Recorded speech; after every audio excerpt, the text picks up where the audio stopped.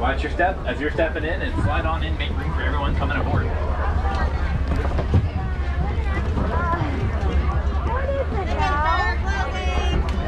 And friends on the right hand side of the truck, watch your hands, arms, feet, legs. These doors are sliding closed.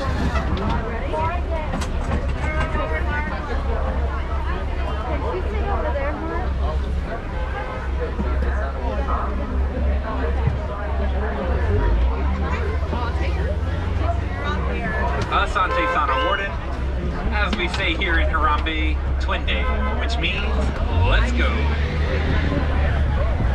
Ajambo everyone, my name is Jordan, and I'm going to be your safari guide today here on the Harambe Wildlife Reserve. Now, before we enter into the reserve, I do have two very important rules we have to go over. Don't worry, they are not too hard. Our first rule, please remain seated at all times. And this does include any small children that may be on board. They are more than welcome to sit on your lap to get a better view out the truck if they need to, but please do not stand them on the seat or hold them up in the air like baby Simba. The roads out here are going to be bumpy, and I may have to make sudden stops. I don't want anyone to fall. And our second rule, we're heading into the animals' homes. We don't want the animals here feeling uncomfortable or scared. So please do not call out to the animals or make any sudden loud noises towards them, because that could scare them away. Alright, with that being said, we're going to head on into the reserve now. We're going to start this safari in the Little Ituri Forest. A lot of the animals that live in forests like these tend to be very shy. And they may have great camouflage that can help them blend in with their surroundings, especially with all this dense vegetation out here. So we may have to keep a sharp eye out amongst that vegetation for animals that could be trying to hide. You know where a few of the more popular hiding spots are, so we'll definitely check those areas out as we're moving through here. We'll check out around this watering hole too. Animals do often gather around the water to get a drink of water. Up on the hill there. Right, on the hill coming up on their right, you'll see a tall tan antelope up there. That is a greater kudu. That particular kudu there is a female. We can tell because it did not have horns. Only a male kudu will grow horns. Horns that can grow up to 6 feet long. On the hill to the right, those large black and white birds are saddle-billed storks. Very solitary animals, so you'll usually find them either completely alone or groups of no more than 2. And the beautiful orange antelope that are hanging out on the hills here to the right are bongos. If you look at the horns on the bongo, you'll see the horns are kind of laying flat and backwards. That's going to help them move through the forest, keeping their horns from getting tangled up in any of this dense vegetation. And the bongos are known as the ghost of the forest. They are very shy. And when they're hiding amongst the trees and the bushes, their colors are going to help them blend in with the lights and the shadows being cast through the trees. Make them very tricky to find when they don't want to be.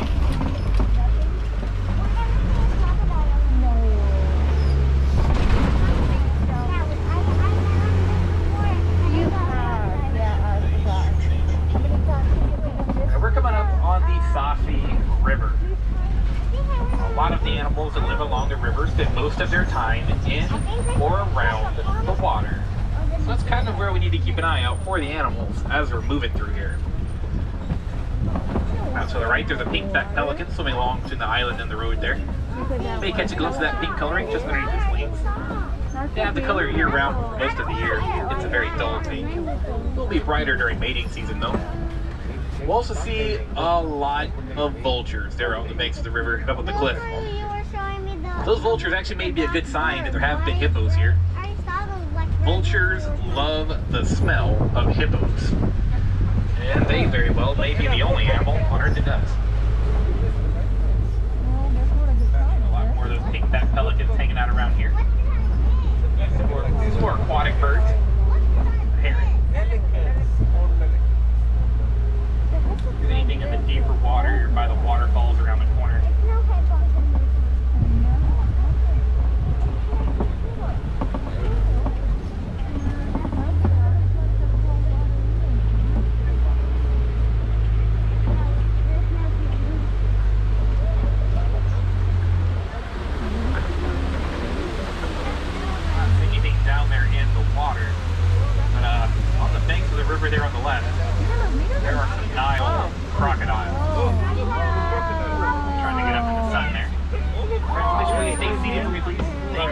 crossing bridge approximates it. Oh my goodness. Nile crocodiles can grow to around 16 feet long. They have incredibly strong jaws. The jaws of crocodiles have enough strength that they can easily crush bone when they bite. As the Nile crocodile does have the second strongest bite force of any living animal on Earth. The only animal that has a stronger bite than the Nile crocodile is the saltwater crocodile that lives around Australia.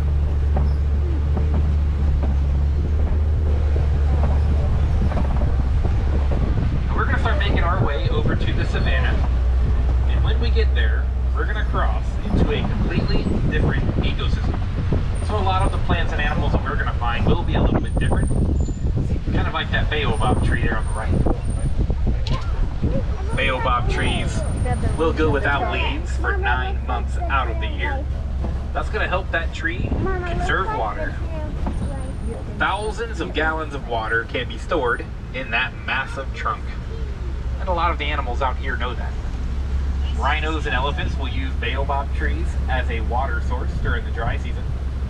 They will use their horns and their sharp tusks to pierce into the trunk of the tree to get to the water on the inside.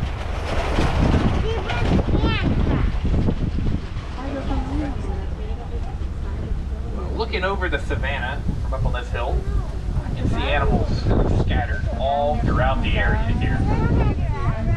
See if we can get a little bit closer to these animals as we make our way through.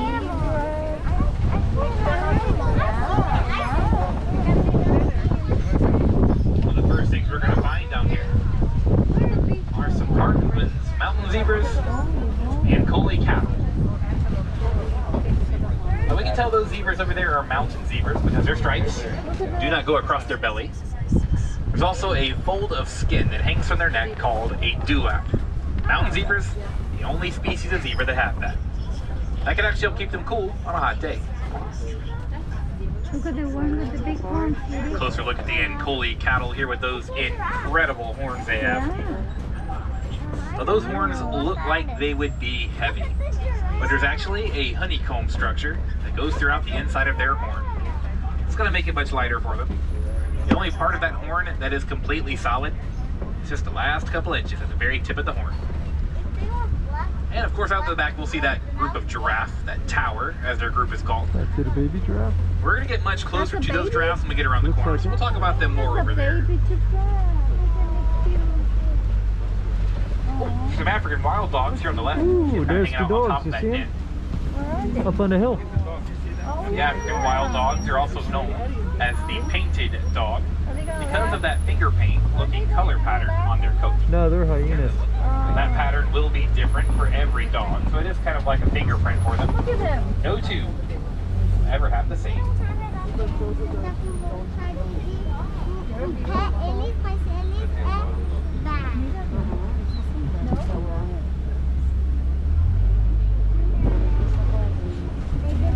They kind of look like a hyena, don't they?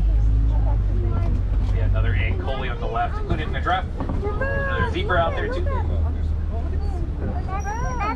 And if you look up on the hill, right on the edge of the trees, you'll see a dark brown antelope up there too. That's a sable antelope.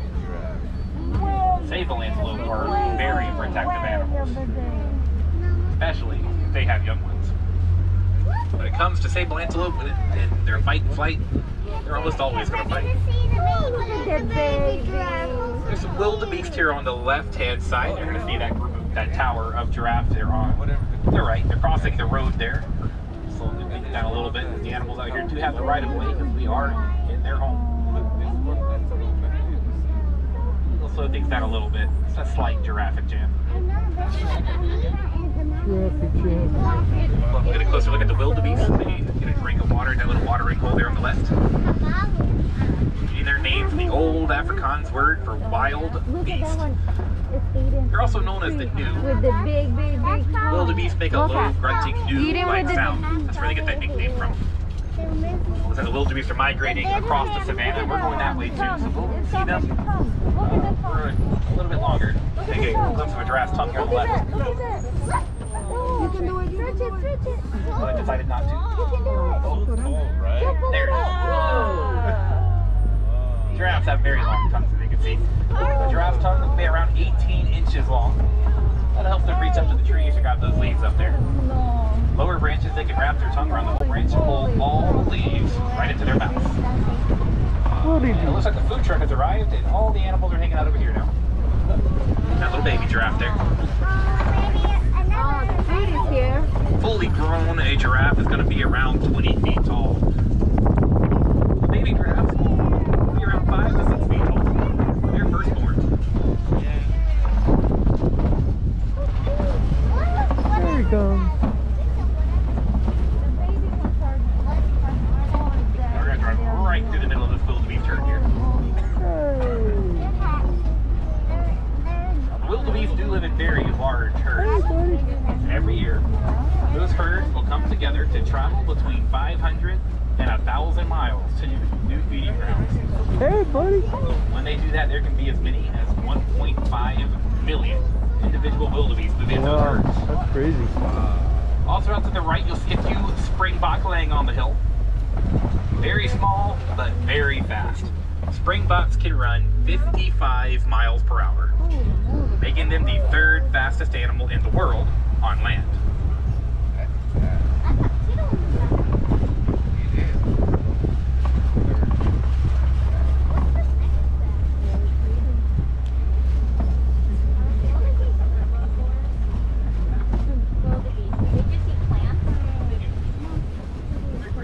What this is? Now,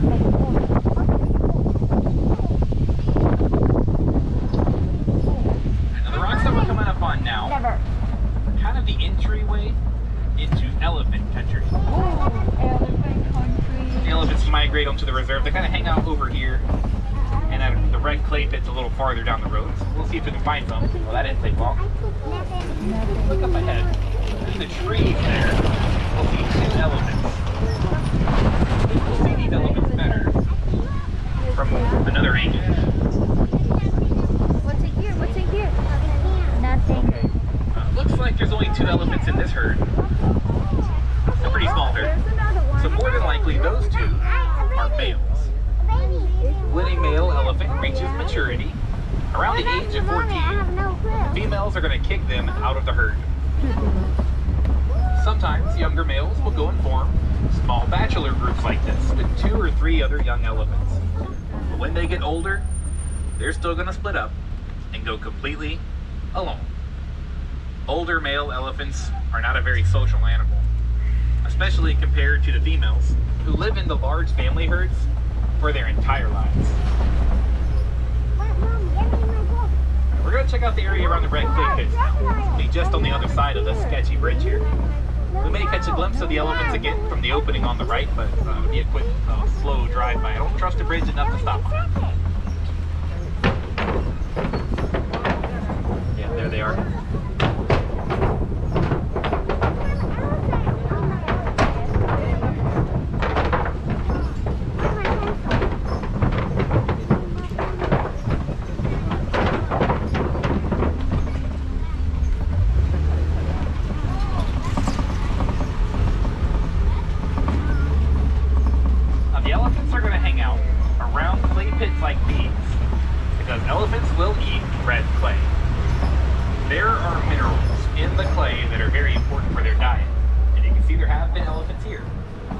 Where they have been digging into the clay with their tusks, and there's some footprints heading back across to the left.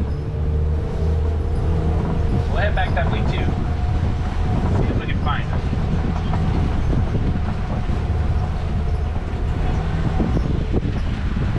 I see one elephant off in the distance out there. Looks like it may be walking by the watering hole. We'll head down to the watering hole too and see if we can join it.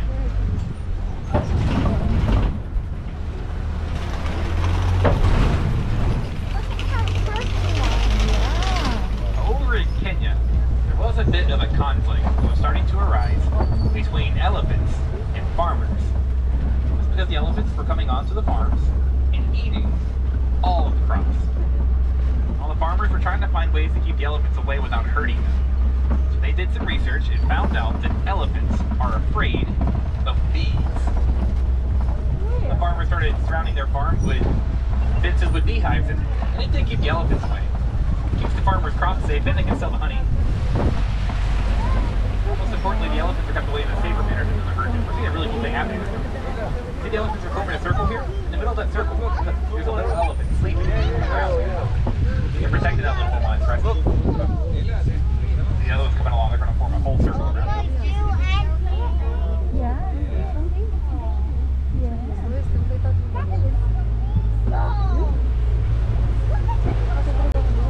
On the island here to the left, we're going to find some greater flamingos.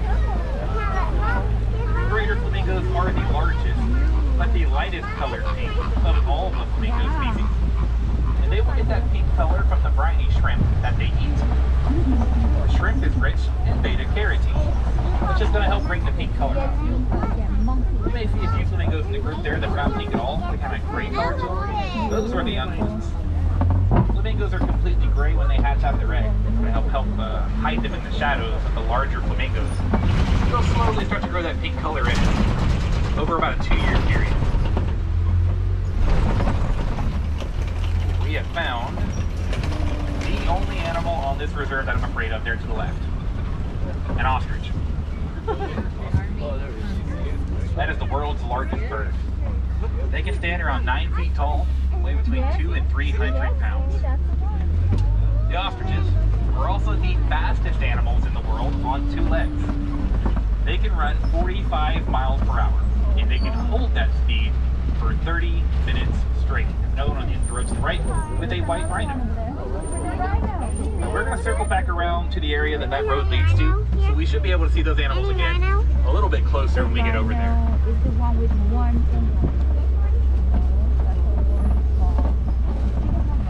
We'll look at the ostrich on the left.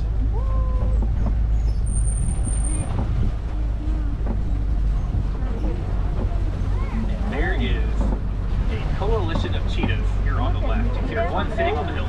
There's another one walking around in the trees at the very top of that hill back there. The trees are harder to see. The shadows are kind of camouflaging. Those spots are important for it. There it is. And there's another one over there. Now the cheetah is the fastest animal in the world on land. Cheetahs can run at speeds between 65 and 70 miles per hour. Not for very long. They can only hold the speed for a couple hundred yards before they have to stop. So they're definitely more of a cheetah, or a sprinter. A bunch of them down here.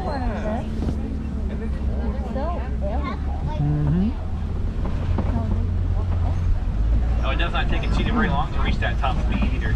They can go from 0 to 60 in just under 3 seconds. Sounds like the Aerosmith roller coaster. Oh, that's cool.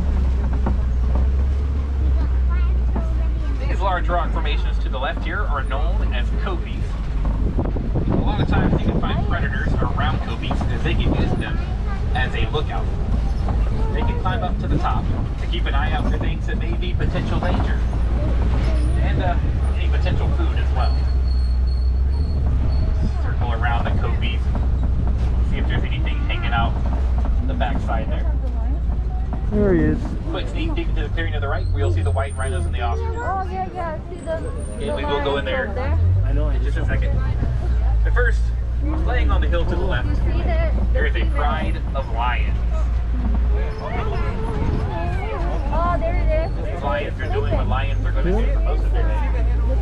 They will spend 16 to 20 hours of their day resting and sleeping, conserving their energy for when they do their hunting a little bit later on, usually at night. Lions have incredible night vision, so they can use that darkness to their advantage.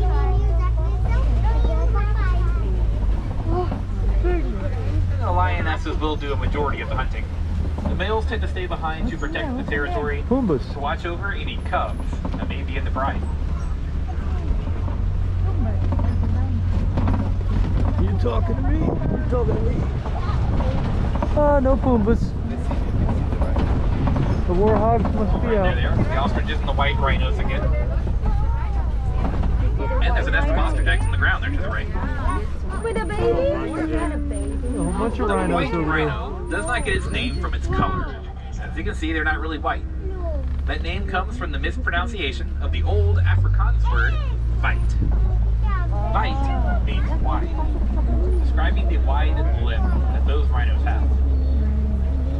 They are the only species of rhino that have a wide lip. All the others have a triangular pointed one. And white rhinos are the only species of rhino that live in social groups like that. A group that is called a crash. A crash of rhinos. And there is a reason for that. Despite their large size, rhinos can run pretty fast, around 30 to 35 miles per hour. But they can only see 10 feet in front of them. So by the time a rhino sees something in front of them, when they're running, they have already crashed into it.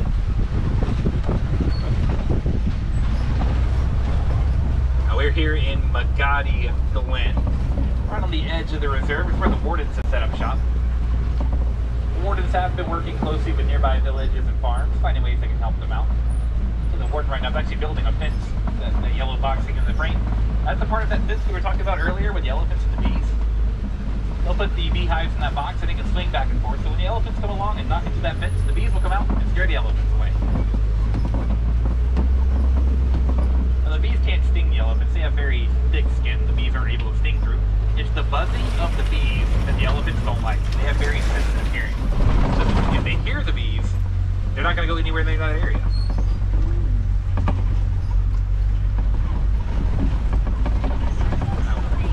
We're moving along the outer edge of the reserve now, which means that our safari is coming close to an end. But I do hope that you enjoyed your time out on the Harambe Wildlife Reserve today. We did see some really cool animals while we were out there. But a lot of them that we saw are endangered. They are facing the threat of extinction. But luckily there are conservation programs, zoos, aquariums, and reserves like this all over the world that are striving to help protect the animals. That way they will be around for generations to come. Well, as we make our way up to the warden post where we're going to drop you off, you may want to start making sure that you do have all of your personal belongings together. Double check the row, make sure you have everything with you before you go. It is a long way back out here to grab anything that you may have forgotten. If there are any wilderness explorers on board, the name of this truck is Simba 1. Simba like the lion, and the number 1. That is the code that you will need to get the Wilderness Explorer badge for the safari. Here in Harambe, we don't like to say goodbye. Goodbyes are far too final and sad. So instead, we use the Swahili word, kwaherini, which means to go well. That's not as sad as goodbyes are. We do always hope to see you again sometime, because no two safaris are ever going to be the same. The animals are going to make sure of that. And like I said when we started, my name is Jordan. It was my pleasure to be your safari guide today. I do want to say asante sana or thank you for being an awesome group, and I hope that you enjoyed the rest